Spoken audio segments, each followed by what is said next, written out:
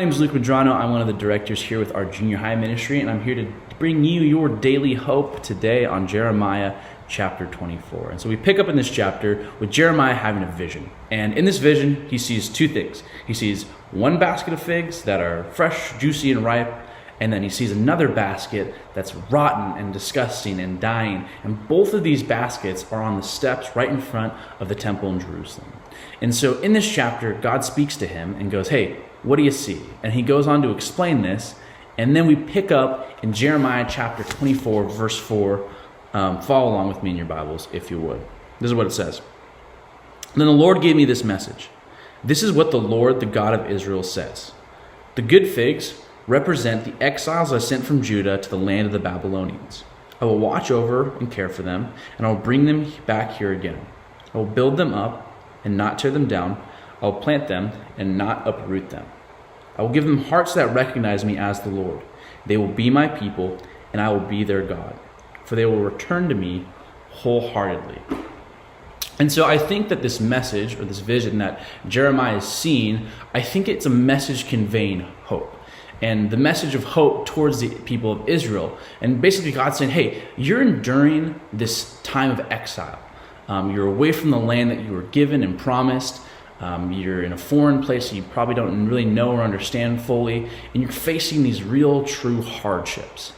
But in the midst of those hardships, I'm still here with you. In fact, I am for you even when you feel abandoned. Not only are you not abandoned, I'm going to actually rebuild you once again to what was promised, what was the former glory. And we get this real good picture of like a parent reprimanding their child. It kind of reminds me of like when I was a kid. I got in trouble a time or two. Mom, if you're watching this, you know what I'm talking about. But when I would get in trouble with my parents, there always felt like there was like this distance between me and them. Like, as a kid, you have this perception that your parents are probably angry or upset at you and they don't want nothing to do with you. And that's how I felt because I got in trouble, right? That was a negative feeling. But what I've come to learn as I've gotten older was that it wasn't like this distance was created because my parents didn't like me, or I was getting reprimanded because my parents didn't like me, or they were upset or, hated me or whatever.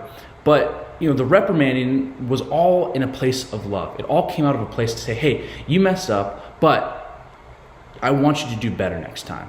I'm doing this right now so you can understand what you did was wrong and how we can come up on the other side and be better, find improvement, be a better person and make better decisions the next time around, because the Israelites had broken their covenant with God and they were facing exile at the hands of the Babylonians. So they were getting reprimanded. They were in trouble. But God's saying that this time of exile is for you to start afresh. It's for you to, take what was done and change your ways and start fresh and become something new. This isn't like a period for me as God to just cast you away and cast you aside and say, hey, you are no longer my people. It's actually the exact opposite of what he's saying. He says, we see at the end of this passage is that God's saying, hey, I will give them hearts that will recognize me as their Lord. They will be my people, and I will be their God. That's awesome. That's a message of saying, hey, I love you.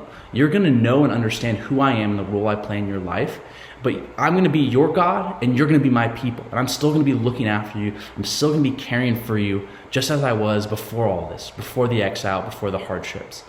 And that these people are going to turn from their ways, and they're going to return back to me. They're going to return back to God. And the Israelites are far from where they should be with God.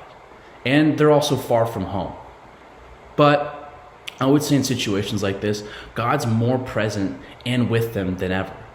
And I think that's really when God's closest to us, is those moments where we feel far from him, or he feels distant because we've made a mistake, or life just isn't panning out the way that we want it to. But those are the moments where we feel furthest from him. But I think actually what he's saying here is, hey, I'm actually closer than you think. I'm right here beside you, and I'm going to deliver you from this. And this is all going to be for the better. And we see this whole pattern happening where God's saying, hey, things are going to get torn down, but they're going to be rebuilt into something greater and something more wonderful. And that's the hope and the promise that God's giving them. Thanks for watching.